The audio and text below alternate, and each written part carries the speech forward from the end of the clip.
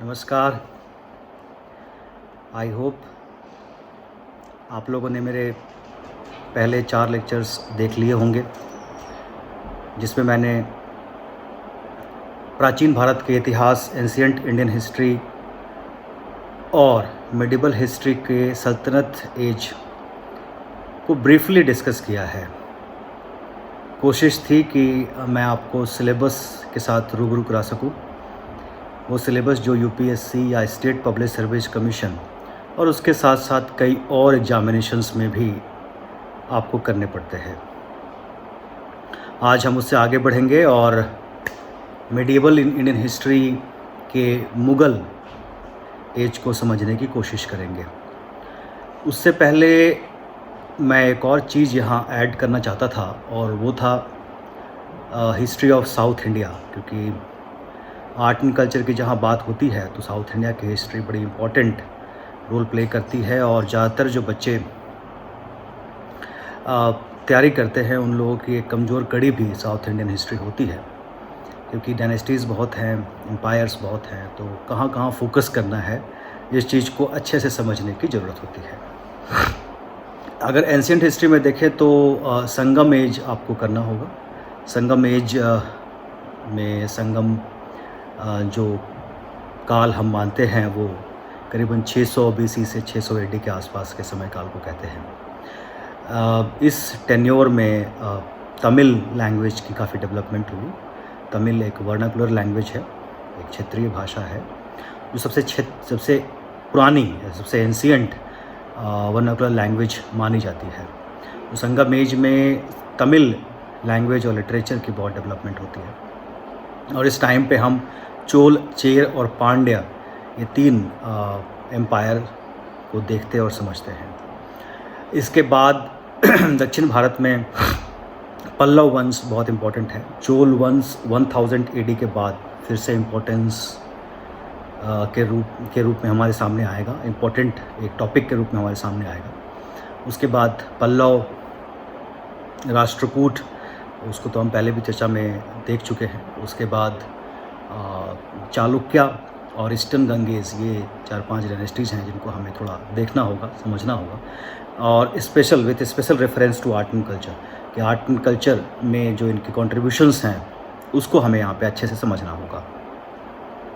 Medieval history में सल्तनत period में जब हम जाते हैं तो विजयनगर और बहमनी एम्पायर, ये 2 एम्पायर जो एक तो हिंदू एम्पायर था और एक मुस्लिम एम्पायर था। तो बहमनी सल्तनत की स्थापना जो है और विजयनगर साम्राज्य की स्थापना तुगलक पीरियड में ही हुई।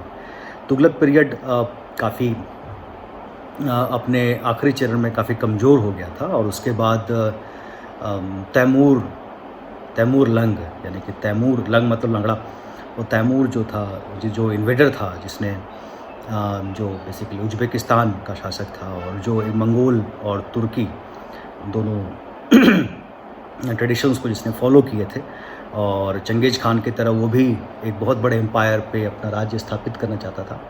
तो उसका इन्वेजन जो है इंडिया में हुआ था इन द लेटर एजेस 1398 में आसपास। तो उसका इन्वेजन हुआ और उसने बहुत बड़ी संख्या में इंडिया के लोगों को लूटा, मारा। और अगर पूरे कैलकुलेशंस को किया जाए तो करीबन इंडिया, पूरे वर्ल्ड की पॉपुलेशन का लगभग 4-5% आबादी जो थी वो उसने ख़त्म कर दी थी उस समय काल में। तो एक बहुत बड़ा लुटेरा और बहुत बड़ा इन्वेडर था जिसका इन्वेजन उस टाइम पे हुआ।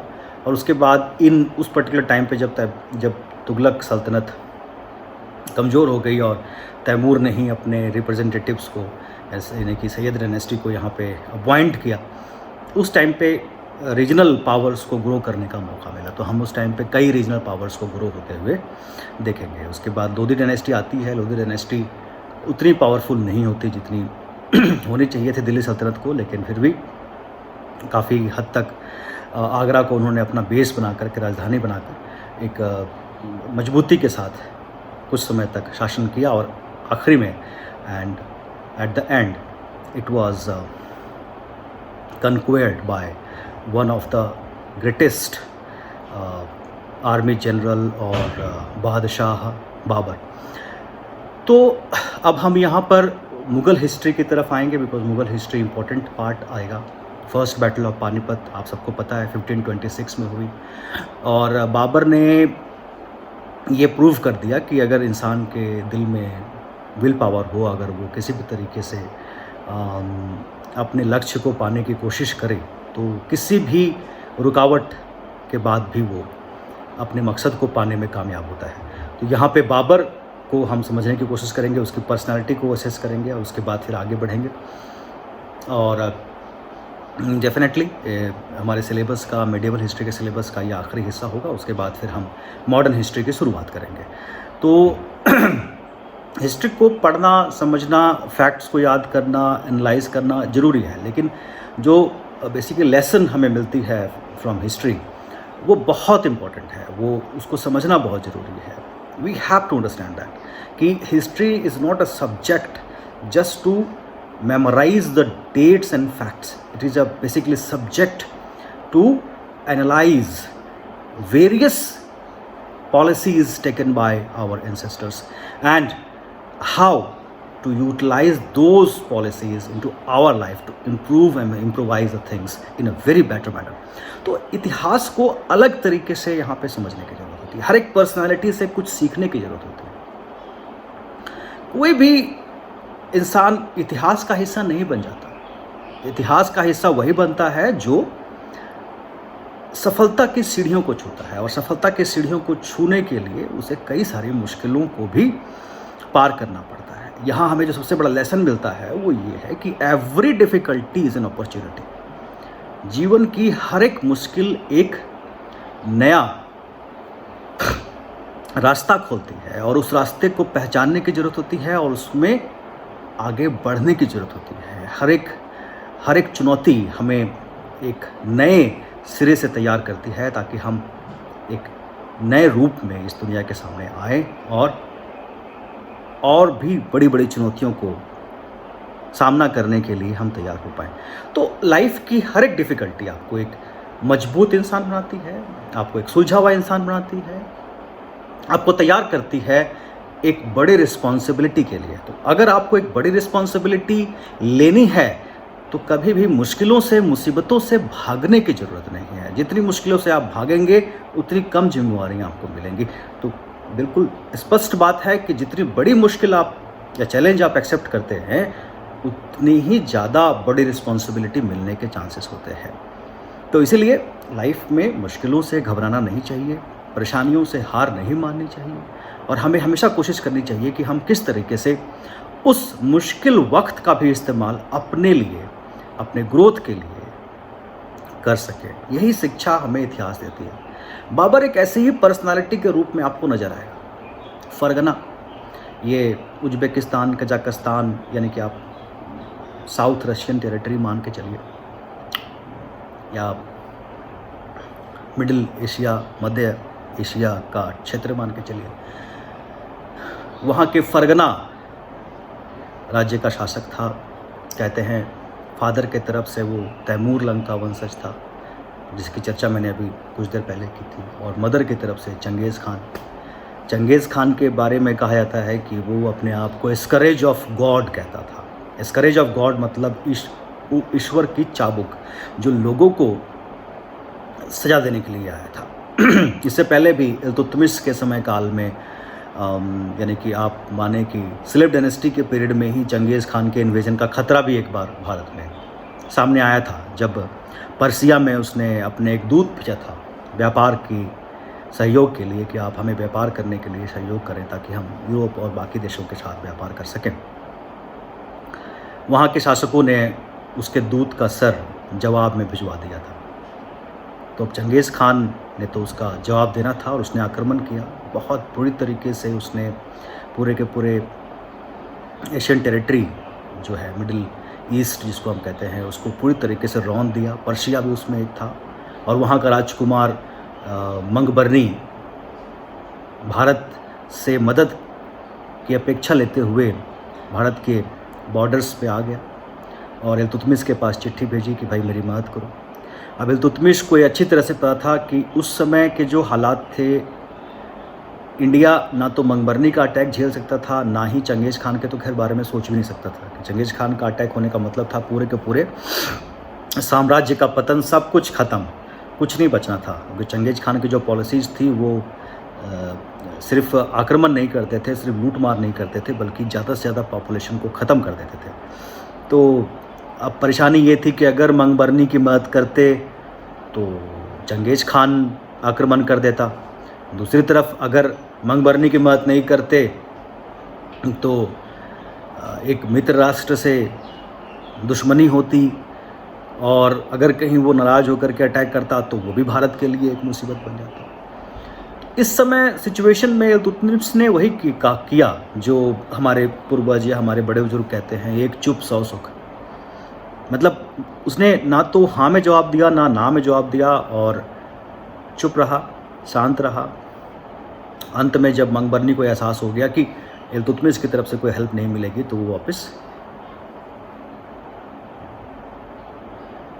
अपने राज्य की तरफ मुड़ गया।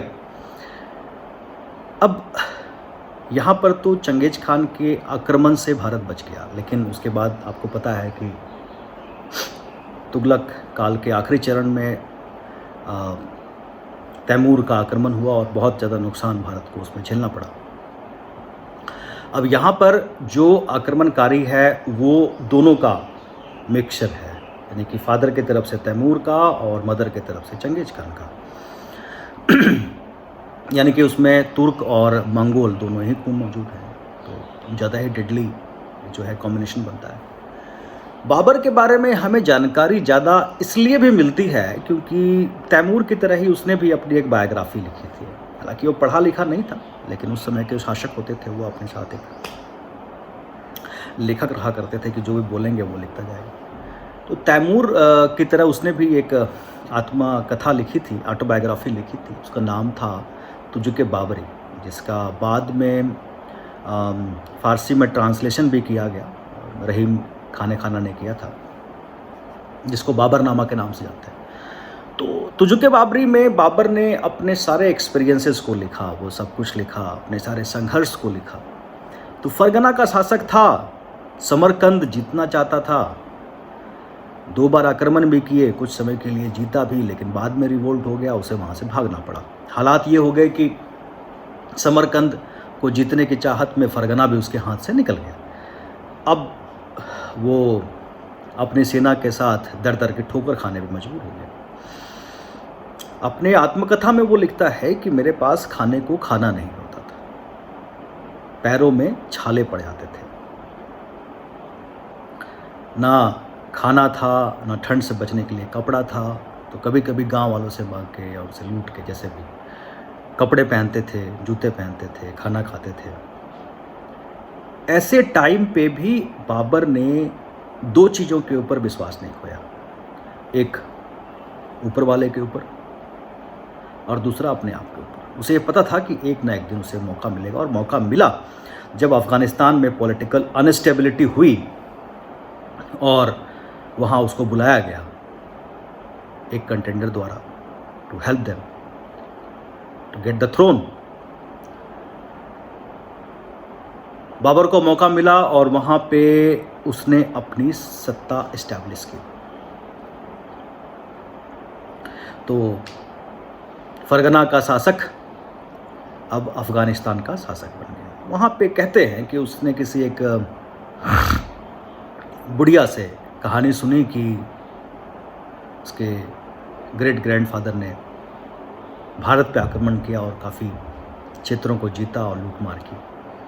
उसी टाइम से उसने अपना एक टारगेट बना लिया कि मेरे को भारत पे आक्रमण करना है। एक तरफ ये बाबर था, दूसरी तरफ इब्राहिम लोदी था। इब्राहिम लोदी, जहाँ तक अफ़गान शासन का सवाल है, अफ़गान शासन में शासक सर्वोपरि नहीं होता, इस चीज़ को समझने की ज़रूरत है। आज भी अफ़गान में कबीलाई सिस्टम चल रहा होता है और कबीले के जो सरदार होते हैं उसी में से एक सरदार को चुन लिया जाता है टू रूल, यानी कि इक्वलिटी का कंसेप्ट, ठीक है, लीडर अमंग द इक्वल्स का कंसेप्ट अफ़गानिस्तान में चल रहा होता था।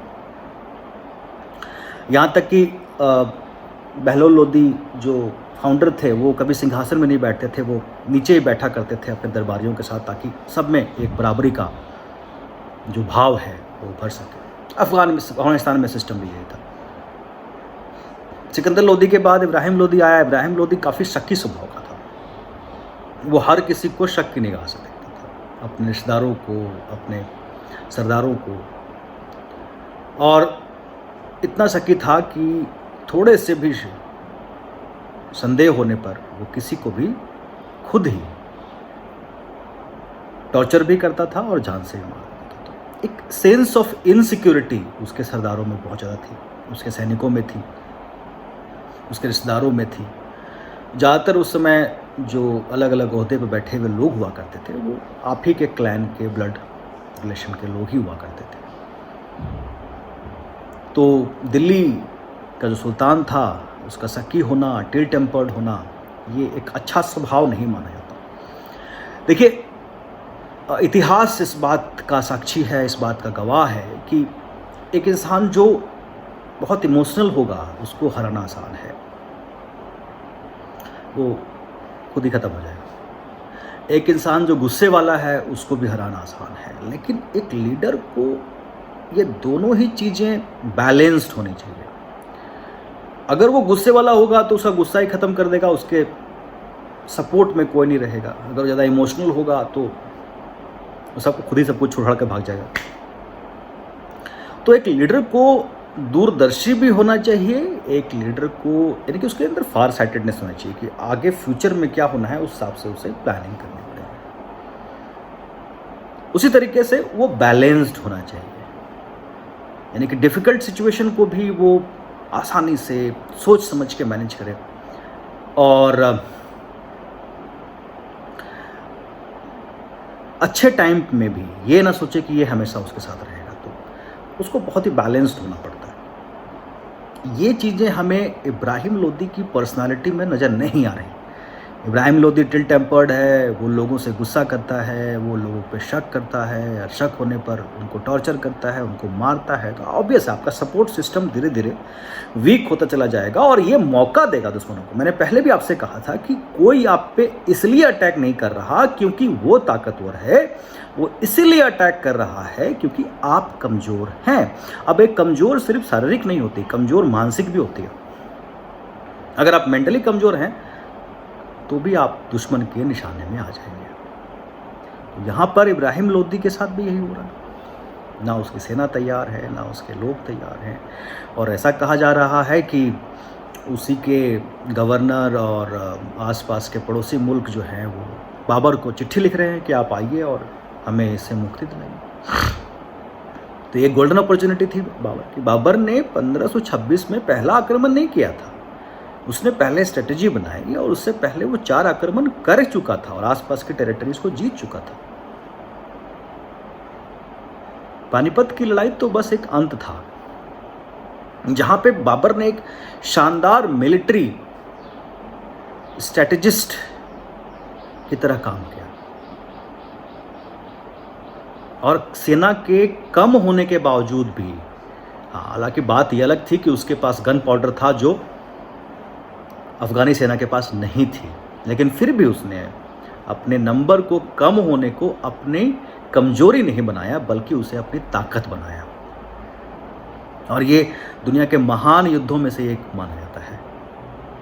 और अल्टीमेटली उसने छोटी सी जगह में जो स्ट्रेटेजी बनाई और टैंक का, बंदूकों का सही इस्तेमाल किया, बैलगाड़ियों का एक लेयर बनाया ताकि सिक्योरिटी वॉल बनाई ताकि दुश्मन को आने में परेशानी हो, और दुश्मन के हाथियों को दुश्मन के अगेंस्ट ही इस्तेमाल करने में सफल रहा। मेरे ख्याल से 3-4 घंटे की युद्ध शुरू हुई होगी, 3-4 घंटे की युद्ध हुई होगी और उसके बाद इब्राहिम लोदी अपने सैनिकों के साथ ही मारा गया।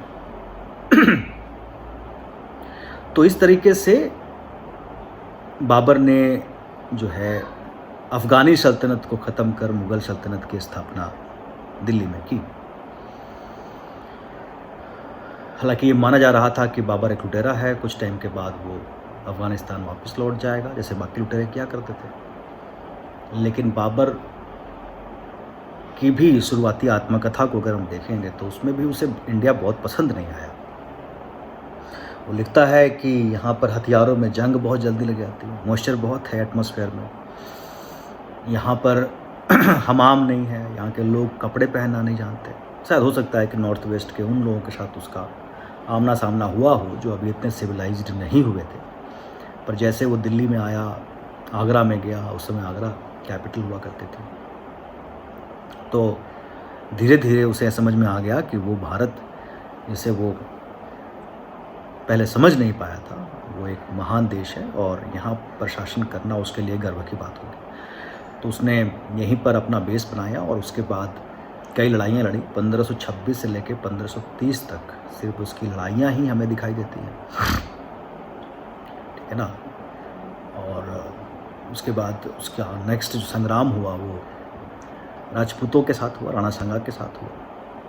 उसके बाद फिर उसने अफ़गानों के खिलाफ युद्ध लड़े और अल्टीमेटली एक एम्पायर जो था वो अपने बच्चों को देने में कामयाब रहा।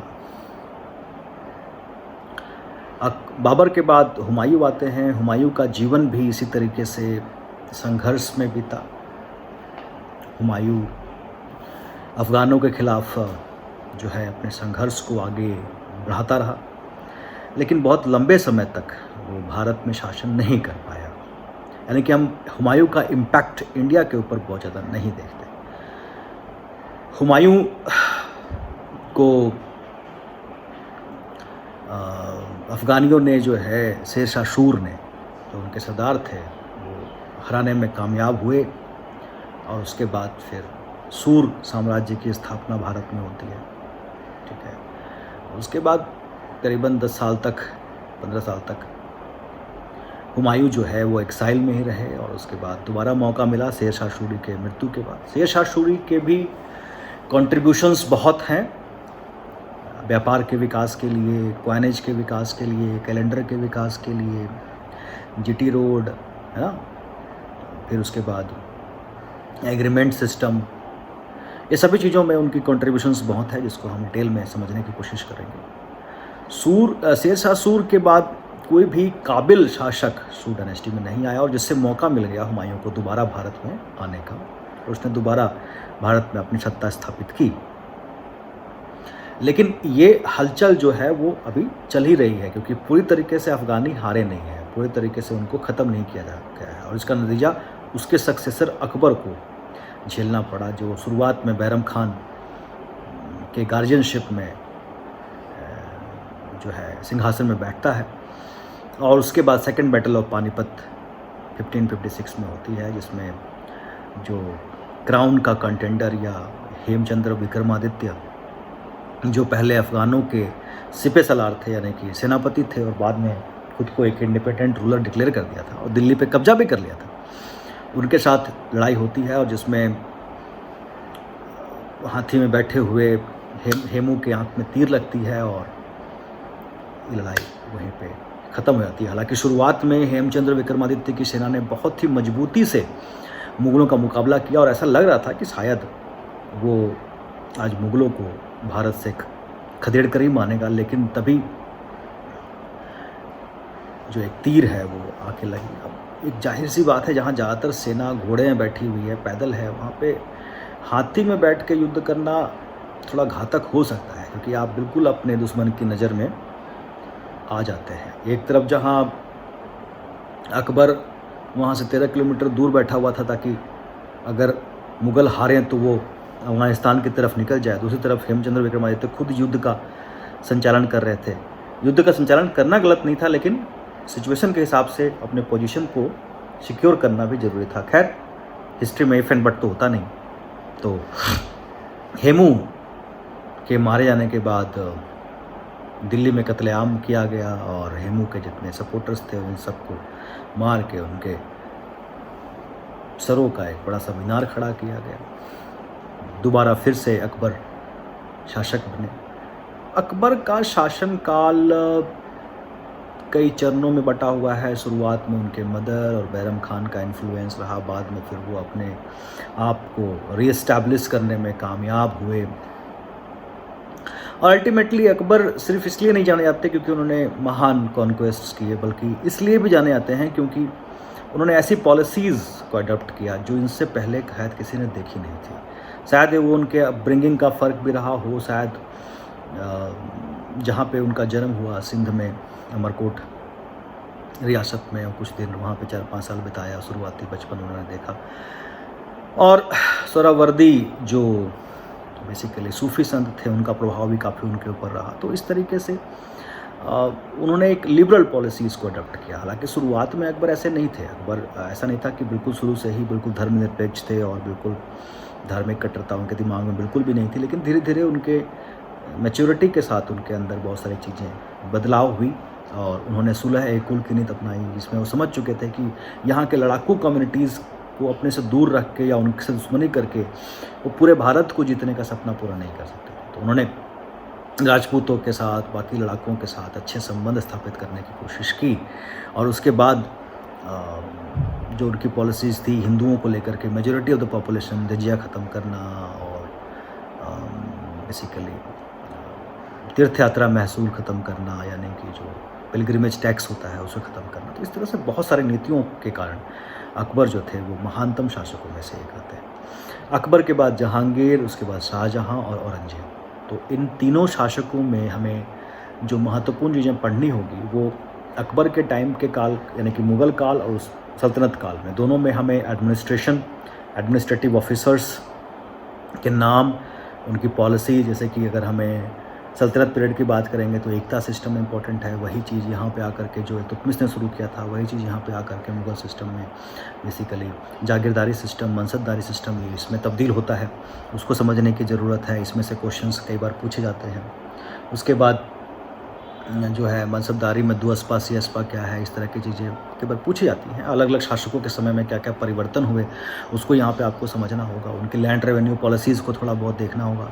कई बार क्वेश्चन इसमें से आ सकते हैं। और सबसे इम्पॉर्टेंट जो एस्पेक्ट है वो है art and culture. Medieval history में से ज़्यादातर सवाल आर्ट एंड कल्चर से ही पूछे जाते हैं। अब आर्ट एंड कल्चर में यहाँ पर आकर के आप देखेंगे कि भक्ति मूवमेंट एक अलग ही लेवल पे डेवलप हो चुका है। ठीक है ना। कई सारे नाम आपको नज़र आएंगे, तुलसीदास, सूरदास, मीराबाई। मीडिएवल हिस्ट्री में आपको कई सारे नाम इसमें यहाँ पे पढ़ना पड़ेगा, समझना पड़ेगा। कबीरदास, है ना। तो उन सभी को यहाँ पे अच्छे तरीके से समझ के जानना ये ज़रूरी होता है और डिटेल में उसकी डिस्कशन भी बहुत ज़रूरी होती है। इसके साथ साथ टेम्पल आर्किटेक्चर वगैरह भी हमें मीडिएवल हिस्ट्री में साउथ इंडिया के कंटेक्स्ट में अच्छे तरीके से करना होगा। चोला आर्किटेक्चर को अच्छे तरीके से करना होगा, पल्लव आर्किटेक्चर को अच्छे तरीके से करना होगा। और उसके बाद मुग़ल आर्किटेक्चर तो खैर है ही इम्पोर्टेंट। उसमें अकबर के टाइम पे जो हुमायूं का टॉम बना, उसके बाद फिर ये सिलसिला जो है वो शुरू होता है। हुमायूं के टॉम को बेसिकली प्रेडेशर ऑफ ताजमहल भी कहते हैं। उसमें कई सारे फीचर्स हैं जो हम डिस्कस करेंगे, वो बहुत सिमिलर है। यानी कि जो बाद में ताजमहल में इस्तेमाल किए गए वो पहले से ही, बल्बस टोम की आप बात ले लीजिए, संगमरमर के इस्तेमाल की बात ले लीजिए, ठीक है ना। आउटलेयर जो है मार्बल का जो किया गया है उसको ले लीजिए, चार बाग कॉन्सेप्ट को ले लीजिए, ठीक है ना।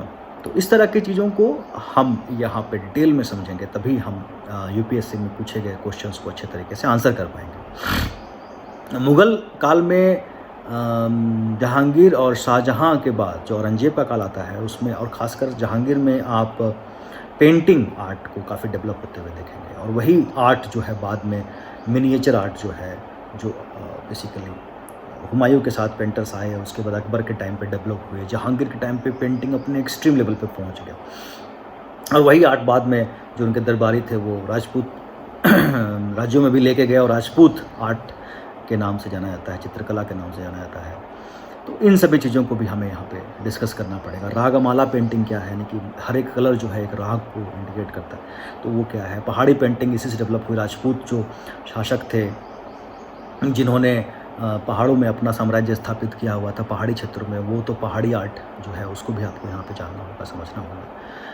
और उसके साथ साथ ये भी देखना होगा कि शाहजहाँ के टाइम पे, देखिए जहांगीर में पेंटिंग हो गया, लिटरेचर डेवलपमेंट हो गया, अकबर के टाइम पे बहुत ट्रांसलेशंस हुए, बहुत सारे किताबों को ट्रांसलेट किया गया और उन किताबों में पेंटिंग का इस्तेमाल किया गया समझाने के लिए। जहांगीर के टाइम पे भी बहुत सारे पेंटिंग बने, पोर्ट्रेट पेंटिंग, शासकों की पेंटिंग बननी शुरू हुई। शाहजहाँ को पेंटिंग में हालांकि इतना इंटरेस्ट नहीं था, लेकिन फिर भी वो आर्किटेक्चर में काफ़ी इंटरेस्ट ले रहा था। तो आप जानते ही हैं कि जैसे अकबर ने आगरा किला बनवाया था, ठीक है ना। जहांगीर के टाइम पे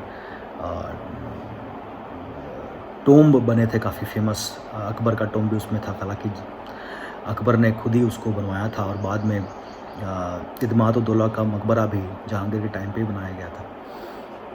तो उसके बाद शाहजहाँ के टाइम पे आप आएंगे तो आपको काफ़ी ज़्यादा आर्किटेक्चरल डेवलपमेंट यहाँ पे दिखाई देगी। उसमें ताजमहल तो आता ही है, लाल किला आता है, जामा मस्जिद आती है।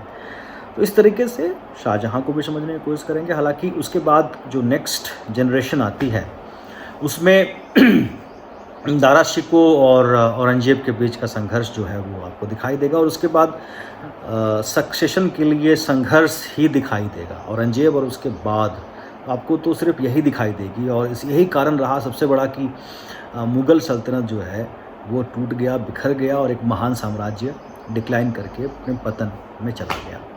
अब दारा शिकोह के बारे में कहूँ कि दारा शिकोह जो है वो अकबर द्वितीय भी कहे जाते हैं, सेकंड अकबर भी कहे जाते हैं और ऐसा माना जाता है कि दारा शिकोह अगर शासक बनते तो शायद मुग़ल सल्तनत अभी और कई दशकों तक शासन कर पाते, क्योंकि दारा शिकोह की जो पॉलिसीज़ थी वो काफ़ी हद तक अकबर से मिलती हुई पॉलिसीज़ थी। पहले ऐसे इंसान थे जिन्होंने हिंदू स्क्रिप्चर्स लिटरेचर को ट्रांसलेट कराया पर्शियन में, ताकि मुस्लिम लोग भी उसको पढ़ सकें, समझ सकें और उसके इम्पोर्टेंस को जान सकें। वो बेसिकली रिलीजियस अमलगमेशन, मतलब आपस में एक सामंजस्य को में विश्वास करने वाले इंसान थे। काफ़ी टाइम तक वो हिंदू सन्यासियों, ब्राह्मणों, बाकी धर्म के लोगों के विद्वानों के साथ बिताया करते थे। लेकिन उलेमा और उमराव दोनों को ये मंजूर नहीं था। उलेमा का मतलब हो गया वो सेगमेंट जो रिलीजियस प्रीचिंग और टीचिंग करता है, और उमराव हो गए वो जो दरबारी हुआ करते थे, नोबल्स हुआ करते थे, हाई ग्रेड ऑफिशियल्स हुआ करते थे। उन दोनों को ये मंजूर नहीं था और इनका सपोर्ट जो है औरंगजेब को मिला और यही कारण रहा कि औरंगजेब ने इनको बाद में ऑबलाइज करने के लिए एक रिलीजियस इंटॉलरेंस की पॉलिसी अपनाई। ऐसा नहीं था कि औरंगजेब शुरू से बहुत रिलीजियसली इंटॉलरेंट था। Aurangzeb was considered as one of the most valour prince. he was a great general। महान सेनापतियों के नाम में औरंगजेब का नाम आता है। हर किसी के नेगेटिव एस्पेक्ट को ही देखने की हमेशा ज़रूरत नहीं होती। हम सबको पता है कि बाद में उसने इंटॉलरेंस पॉलिसी अपनाई, लेकिन उसके शुरुआती जीवन ऐसा नहीं था। वो पहला ऐसा इंसान था, जनरल था, जिसने मुग़ल एम्पायर को मिडिल ईस्ट तक पहुंचा दिया, उसके टेरिटरीज़ को। हालांकि डेक्कन में वो उतने सक्सेसफुल नहीं हो पाया, वो एक अलग मुद्दा है, because of the difficult terrain. लेकिन औरंगजेब एक महान शासक के रूप में जाना जाता है। उसने अपने जीवन ज़्यादातर युद्धों में, लड़ाइयों में बिताया। शायद यही कारण रहा कि दारा शिकोह चाह करके भी उसका मुकाबला नहीं कर पाए। और उसके बाद औरंगजेब की जो पॉलिसीज़ रही, इंटॉलरेंस पॉलिसीज़ रही, उसके कारण जो है मुग़ल साम्राज्य काफ़ी कमज़ोर होता चला गया। कि इसमें जागीरदारी, मनसबदारी का भी रोल रहा। मुग़ल शासन में सबसे इम्पॉर्टेंट चीज़ थी उसके वीक होने का, उसका ये था कि एक सारा का सारा शासन जो है वो शासक पे ही निर्भर करता है। शासक मजबूत तो शासन मजबूत, शासक कमज़ोर तो शासन कमज़ोर। तो जब भी मजबूत शासक आए तब तक तो सिलसिला ठीक रहा। जैसे ही एक कमज़ोर शासकों के आने का सिलसिला शुरू हुआ औरंगजेब के बाद, वो फिर कमज़ोर होते चले गए और हर तरीके से जो है मुग़ल साम्राज्य का पतन यहाँ से आरंभ हो जाता है। तो इस तरीके से अब हम लोग medieval history by and large कर चुके हैं, इसका डिस्कशन, बेसिक इंट्रोडक्शन कर चुके हैं। अब हम नेक्स्ट लेक्चर में मॉडर्न हिस्ट्री की शुरुआत करेंगे। मॉडर्न हिस्ट्री की शुरुआत मैं लेटर मुग़ल से ही करूँगा, ताकि आपको वो बिल्कुल प्रोसेस समझ में आ जाए, वो डेवलपमेंटल प्रोसेस, बीच में ब्रेक नहीं आनी चाहिए, तो फिर गड़बड़ हो जाती है, याद नहीं रहती। लेटर मुग़ल से शुरू करूँगा और उसके बाद फिर मैं मॉडर्न हिस्ट्री को अलग तरीके से समझाने की कोशिश करूँगा। अगर मॉडर्न हिस्ट्री में समझना है तो अंग्रेज़ों की डिप्लोमेसी को समझना होगा आपको, और डिप्लोमेटिक स्किल और कूटनीति को समझना होगा। एक शतरंज के गेम की तरह है, इसको समझने के लिए इंटरेस्ट का होना बहुत ज़रूरी है। तो अगले अपने लेक्चर में मैं मॉडर्न हिस्ट्री की शुरुआत करूँगा और उसमें मैं आपको बताऊँगा कि किस तरीके से मुग़ल्स कमज़ोर हुए, किस तरीके से रीजनल पावर्स मजबूत होते चले गए और किस तरीके से मौका मिला विदेशी ताकतों को भारत में अपना वर्चस्व स्थापित करने का, to establish their hegemony over India. तब तक के लिए अपना ध्यान रखिए, और ज़्यादा से ज़्यादा कोशिश कीजिए कि अपने अंदर नेगेटिव थॉट मत आने दीजिए। मैंने आपसे कहा है, हर डिफ़िकल्टी आपके लिए एक नई अपॉर्च्युनिटी लेके आती है, हर मुश्किल वक़्त आपके लिए एक नया रास्ता खोलती है। इस डिफ़िकल्ट समय में भी कुछ ना कुछ अच्छी बातें हैं जो आपको अपने जीवन में लाने चाहिए। संयम सबसे बड़ा शस्त्र होता है इंसान का। संयम रखिए, मेहनत कीजिए और जहाँ तक हो सके मेरा पूरा प्रयास रहेगा, मैं आपके साथ खड़ा हूँ। और कोई भी परेशानी, कोई भी सवाल हो, आप मुझसे बेझिझक पूछ सकते हैं। तब तक के लिए नमस्कार।